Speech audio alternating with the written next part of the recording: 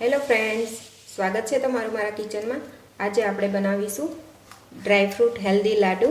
તો આજે આપણે વિન્ટર સ્પેશિયલ લાડુ બનાવીશું। તો લાડુ બનાવવા માટે અહીંયા મેં અડધો કપ કાપીને બદામ લીધેલી છે, તેને એક બાઉલમાં લઈ લેશું। સાથે જ અડધો કપ કાજુ પણ કાપીને લીધેલા છે। અત્યારે મેં કાજુ અને બદામ બંને અડધો અડધો કપ લીધેલા છે।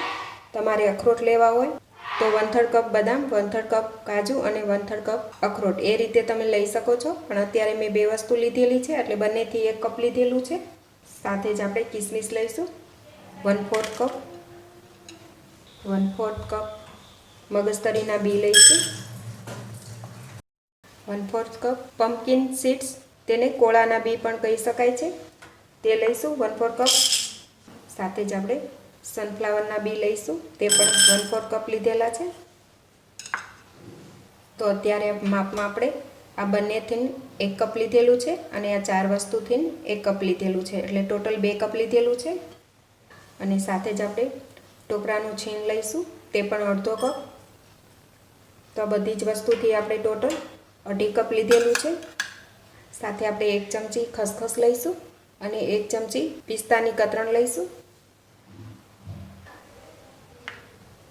હવે આપણે આ બધી જ વસ્તુ જે કપ ભરીને લીધેલી છે તે કપ ભરીને 2.5 કપ ખજૂર લેવાનો છે।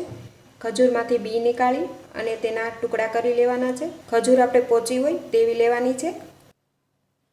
તો આ રીતે બી અલગ કરી લઈશું અને ખજૂરના ટુકડા કરી લઈએ।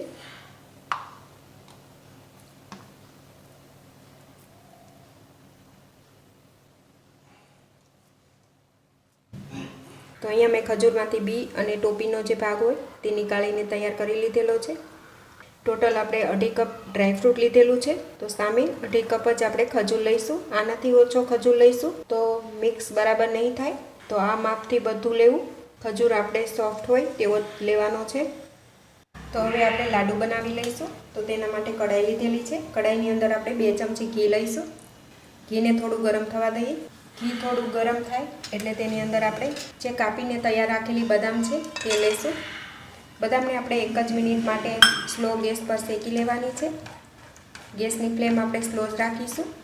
તો આ રીતે કન્ટિન્યુ હલાવતા બદામને આપણે થોડી વાર માટે શેકીને તૈયાર કરીશું। તો અત્યારે મેં બદામને આ રીતે 1 મિનિટ માટે શેકીને તૈયાર કરેલી છે। સાથે જ આપણે કાજુ પણ શેકાવા માટે સાથે ઉમેરી દઈશું। તમે એક વસ્તુ પણ શેકી શકો। તો કાજુને પણ આપણે 1 મિનિટ માટે આ રીતે શેકીને તૈયાર કરવાના છે।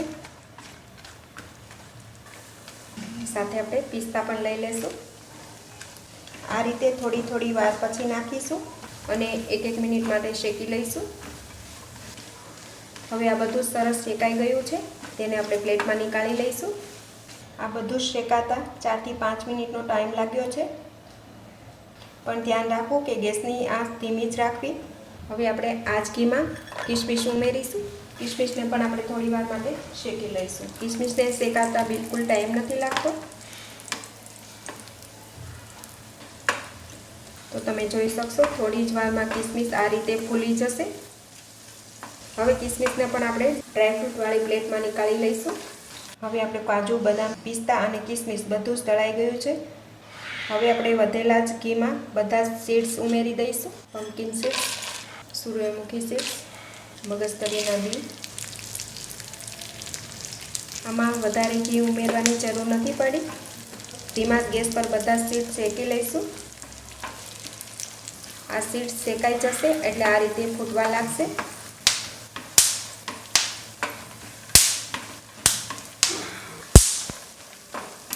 હવે આ સીડ્સ શેકાઈ ગયા છે અને સરસ ફૂટવા લાગ્યા છે, તો તેને પણ આપણે ડ્રાયફ્રૂટવાળી પ્લેટમાં નીકાળી લઈશું। હજુ આની અંદર ઘી છે, તો હજુ આપણે ઘીની જરૂર નથી। તો અહીંયા મેં 1 ચમચી ખસખસ લીધેલા છે। ખસખસને આપણે 15 સેકન્ડ માટે જ આ રીતે શેકી લેવાના છે। હવે સાથે આપણે ટોપરું પણ ઉમેરી દઈશું।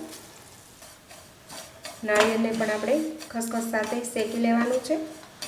હવે નાળિયેર અને ખસખસને પણ 1 થી 1.5 મિનિટ માટે શેકીને તૈયાર કરી લીધેલું છે।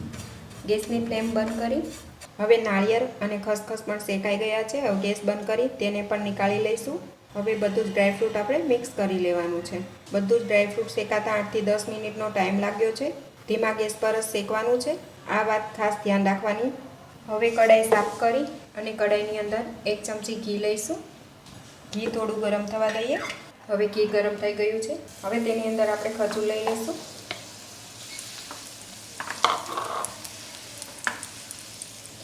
ખજૂરને આપણે ઘી સાથે સારી રીતે શેકી લેવાની છે. અત્યારે આ ખજૂર મારે છે તે એકદમ પોચી છે, એટલા માટે તેને ક્રશ નથી કરેલી, પણ તમારે ખજૂર કડક હોય તો ક્રશ કરીને લેવાની છે. હવે ઘી સાથે ખજૂરને આપણે એકદમ સારી રીતે આ રીતે શેકી લઈશું. હવે ખજૂર સોફ્ટ થાય તેવી શેકી લેવાની છે, જેથી ડ્રાયફ્રૂટ આસાનીથી મિક્સ થઈ શકે. આ ખજૂર છે તે ગેસની ગરમીથી જ આ રીતે સ્મૂથ થતો જશે. આ રીતે સ્મૂથ થઈ જાય એટલે આપણે ગેસની ફ્લેમ બંધ કરી દઈશું. તો આપણો ખજૂર અહીંયા શેકાઈ ગયો છે. ખજૂરને આપણે નીચે લઈ લઈએ. ખજૂર પણ 4 થી 5 મિનિટમાં આ રીતે સ્મૂથ થઈ જશે. હવે ડ્રાયફ્રૂટ સાથે આપણે ખજૂરને મિક્સ કરી લઈશું.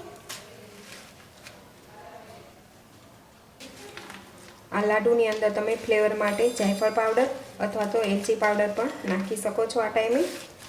અત્યારે આપણે ખજૂર થોડો ગરમ છે તો આ રીતે સ્પેચ્યુલાથી મિક્સ કરી લઈશ. ખજૂર થોડો ઠંડો થાય ત્યારબાદ આપણે હાથથી પણ મિક્સ કરી શકાય છે. તો આ રીતે થોડી વાર માટે મિક્સ કરી લેશું.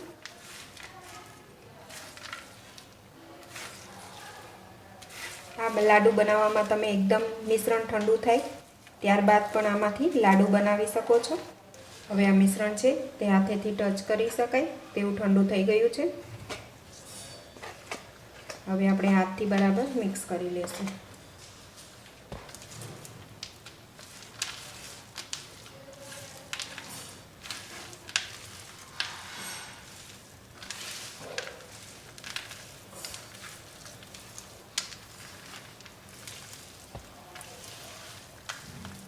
તમે જોઈ શકશો આ બધું સરસ મિક્સ થઈ ગયું છે. હવે તેમાંથી આપણે લાડુ બનાવી લઈશું. તમારે જે સાઈઝના લાડુ બનાવવા હોય એ રીતે તમે નાના અથવા તો મોટા બનાવી શકો છો. તો આ રીતે મેં એક મીડિયમ સાઈઝનો લાડુ બનાવી લીધેલો છે. એક પ્લેટમાં મૂકતા જઈશું. આ જ રીતે હું બાકીના બધા જ લાડુ બનાવીને તૈયાર કરી લઈશ. હવે આપણા હેલ્ધી ખજૂર ડ્રાયફ્રૂટ લાડુ તૈયાર છે. તો ફ્રેન્ડ્સ, તમે પણ આ રીતે એકવાર શિયાળાની સિઝનમાં ખજૂર ડ્રાયફ્રૂટ લાડુ તમારા ઘરે જરૂરથી બનાવજો. ત્યારબાદ મને કમેન્ટ કરીને જરૂરથી જણાવશો કે તમને આ ખજૂર ડ્રાયફ્રૂટ લાડુની રેસીપી કેવી લાગી. રેસીપી સારી લાગી હોય તો વિડીયોને લાઇક કરજો, તમારા ગ્રુપમાં વધુને વધુ શેર કરજો અને મારી ચેનલને સબસ્ક્રાઈબ જરૂરથી કરજો. તો ફરી મળીશું ફ્રેન્ડ્સ એક નવા વિડીયો સાથે. Thanks for watching.